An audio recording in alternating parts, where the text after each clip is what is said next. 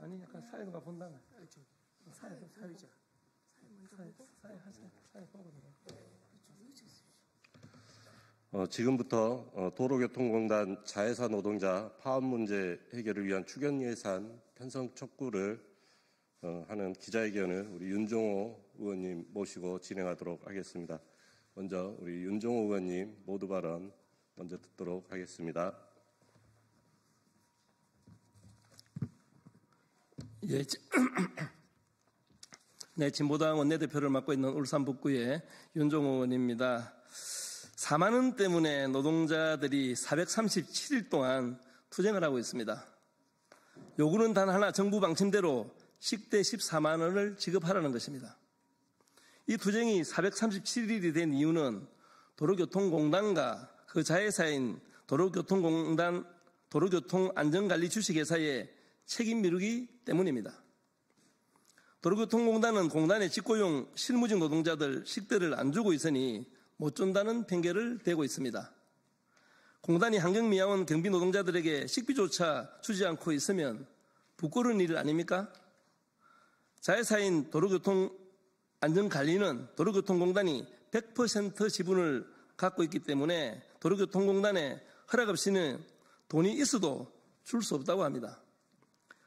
허락은 핑계고 식대를 올려줄 생각이 없는 것입니다. 대한민국 공기업이 가장 어려운 처지에 있는 환경미화원 경비노동자, 콜센터 노동자, 운전면허학원 유도원에게 누가 더 임금이 낮은지 비교해가면서 임금과 처우를 끌어내리려고만 하고 있습니다. 4,300억 원이 넘는 예산을 쓰면서 8,400만 원이 없어 정부 정책을 시행하지 못한다면 할 의지가 없는 것입니다. 도로교통공단과 도로교통안전관리주식회사 경영진의 무능력과 무책임에 대해 따져 묻지 않을 수 없습니다. 도로교통공단은 대한민국 공기업답게 정부 정책대로 자회사 노동자에 대한 최소한의 처우 개선을 해야 합니다.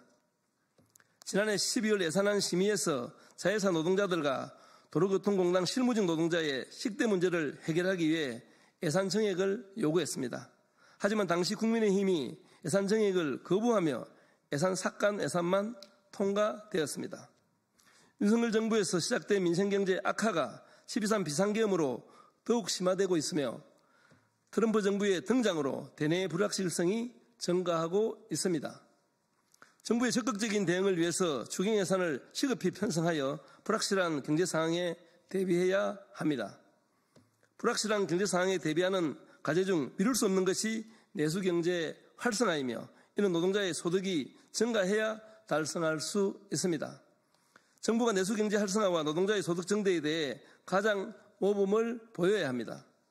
정부가 가장 낮은 곳에서 국민을 위해 일하는 공공부문 노동자의 처우를 개선하기 위해 앞장서야 합니다. 2025년 추경 예산안에 도로교통공단 실무직 노동자와 자회사 노동자의 처우 개선 예산이 반드시 반영될 것을 강력하게 촉구합니다. 예, 감사합니다.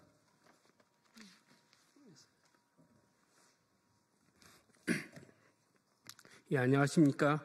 공공연대 노동조합 부위원장 이주환입니다. 예, 식비 4만 원으로 437일째 파업을 하고 있는 노동자들이 있습니다. 도로교통공단 자회사 노동자들입니다. 이름은 공단 소속의 자회사이지만 모회사인 도로교통공단은 자회사가 아니라 어디 내다버린 자식 취급하고 있습니다.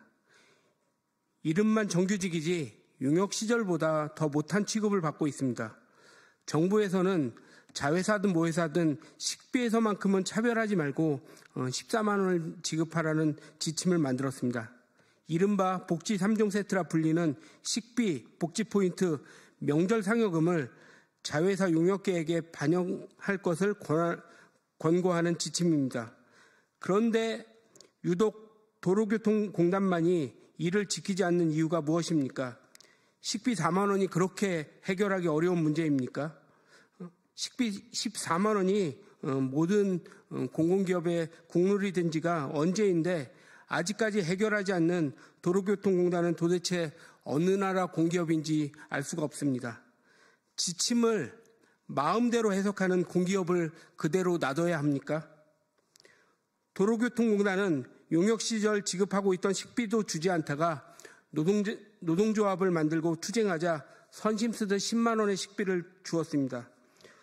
도로교통안전관리 주식회사는 용역 시절 책정되던 이윤관리비를 처우 개선 예산으로 사용해야 했지만 이 돈을 도로교통공단에서 낙하산으로 내려오는 대표와 관리직의 인건비로 쓰고 있고 정작 현장에서 힘든 일을 하고 있는 노동자들의 처우 개선 예산으로는 쓰지 않고 있습니다. 도로교통공단은 아무런 권한도 주지 않는 월급 받는 바지 사장을 내세워서 알아서 해결하라는 무책임으로 일관하고 있습니다. 이 문제는 도로교통공단 이사장이 결단을 내리면 될 일입니다. 용역 시절보다 더 노동자를 착취하는 이 모자회사 구조를 이제는 더 이상 용납할 수가 없습니다. 도로교통공단 이사장은 당장 자회사 노동자들의 처우 개선 문제를 해결하기를 바랍니다. 능력이 없다면 자리에서 내려와야 할 것입니다. 도로교통공단 자회사의 파업 사태 해결을 위해 책임지는 자세를 가질 것을 촉구합니다.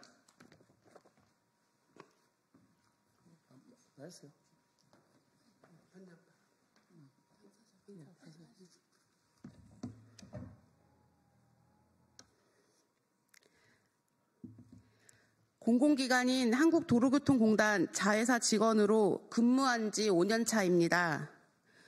5년 동안 제 월급은 200만 원을 넘겨본 적이 없습니다.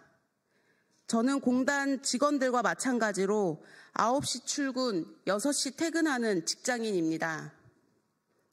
자회사 직원은 최저시급을 받기 때문에 8시간을 근무를 해도 월급 200만 원을 넘길 수가 없는 구조입니다.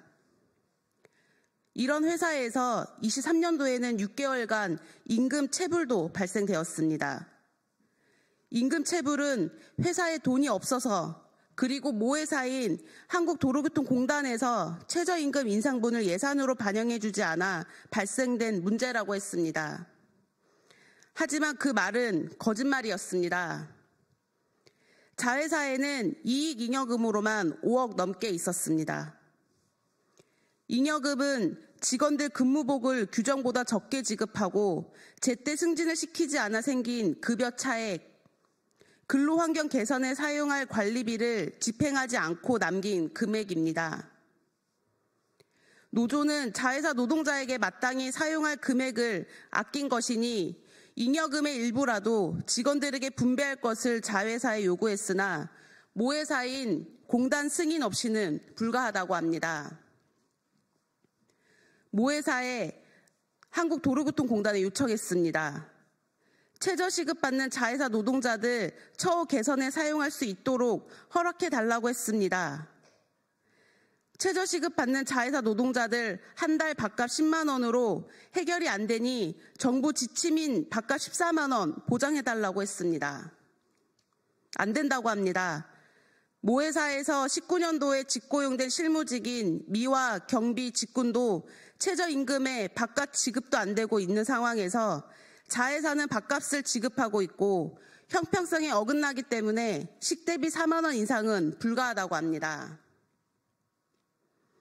도로교통공단에서 형평성을 논하려면 공단 정규직과 실무직의 임금 인상률, 복리 후생비에 대한 차별을 해서는 안 됩니다. 공단 측은 2023년 임금 인상에 일반직 7급은 2.5%, 교통직 2.7% 인상하면서 상대적으로 저임금 노동자인 실무 직종은 1.7% 인상하는 등 처우 개선을 하지 않고 저임금 구조를 유지하면서 형평성을 이유로 자회사 노동자들의 처우 개선도 막고 있는 이중적인 모습을 보입니다. 그러한 태도가 자회사 밥값 4만 원 인상에 대한 파업을 430일째 방치하고 있으며 자회사 파업 문제를 볼모로 자신들의 이득을 취하려는 도로교통공단입니다. 자회사 밥값 4만 원 인상금은 연 8,400만 원 예산이며 이것은 추경이 확보가 되어야만 해결할 수 있는 문제가 아닙니다. 그러나 추경만이 파업 문제를 해결할 수 있다는 도로교통공단, 충분히 자회사 자체적으로 해결할 수 있음에도 모회사의 개입으로 실질 사용자임을 인정하는 도로교통공단, 자회사의 독립경영을 보장하지 않는 진짜 사장 도로교통공단이 자회사 파업 문제를 즉각 해결할 수 있도록 추경 예산과 노조법 2, 3조 개정이 절실합니다.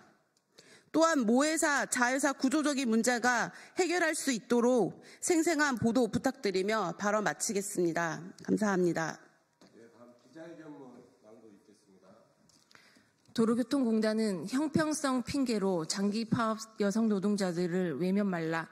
오늘로 도로교통공단 자회사 노동자들이 파업을 전개한 지 437일이 되었습니다.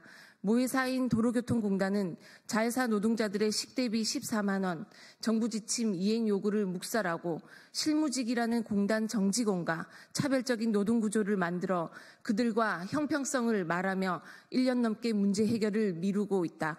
도로교통공단은 2019년 공공부문 비정규직 정규직 전환 정책에 따라 전환 추진을 하였으나 공단 실무직인 보안시설 미화 직구는 직접 고용으로 운전면허 관련 직종인 유도안전원과 콜센터 상담원은 자회사를 만들어 전환하면서 이중구조를 만들었다. 자회사로 전환되고 난 뒤 자회사 노동자들의 현실은 처참하였다. 용역 시절 받던 각종 수당과 식대비마저 사라졌다. 전환 취지였던 용역업체 이윤관리비를 전환된 노동자의 처우 개선 예산으로 사용한다는 취지와는 전혀 다르게 자회사 대표와 관리 직원 인건비에 쓰여지는 새로운 모회사, 자회사 간의 용역 구조가 고착화되었다. 자회사는 월급 받는 하청 사장일 뿐 그 어떤 권한도 역할도 할 수 없는 처지임을 스스로 입부러처럼 말하는 것이 교섭장의 현실이다. 우리는 그저 정부 지침에 따른 식대비 14만 원을 보장할 것을 요구해왔다. 정부의 지침이 형평성 문제로 뭉개져도 되는가? 도로교통공단은 지침을 마음대로 해석하며 장기 파업 투쟁을 하고 있는 자회사 노동자들을 외면하고 방치해오고 있다. 현재 자회사 노동자의 식대는 10만 원이다. 정부 지침대로 14만 원을 지급 시 연 8,400만 원의 금액이 필요하다. 공단은 이 8,400만 원과 공단 실무직 예산 4억이 추경으로 확보되어야 우리의 문제를 해결할 수 있다고 말한다. 탄핵 국면 속에서 추경이 미뤄지면서 자회사 파업 문제도 묻혀져 온 지 약 3개월이 다 되어가고 있다. 불법 계엄 사태 전 윤석열이 임명한 한국도로교통공단 이사장은 지금이라도 자회사 노동자들의 문제에 관심을 갖고 해결에 적극 나서야 한다. 윤석열 정권의 불법 개헌과 내란을 거치며 우리 자회사 노동자들은 빨리 이 사태가 종식되고 자회사 노동자도 차별 없이 노동할 수 있는 사회 대개혁 과제 앞에 우리의 당연한 요구가 해결되고 자회사 모회사 간의 중간 착취 구조가 근절되기를 바란다. 400일이 넘게 투쟁하는 노동자들의 문제를 떠난 사회 대개혁 과제는 없다. 그 첫 시작을 윤석열 파면 인용과 함께 열어나가야 할 것이다. 2025년 3월 6일 윤종호 국회의원 공공연대 노동조합 참가자 일동.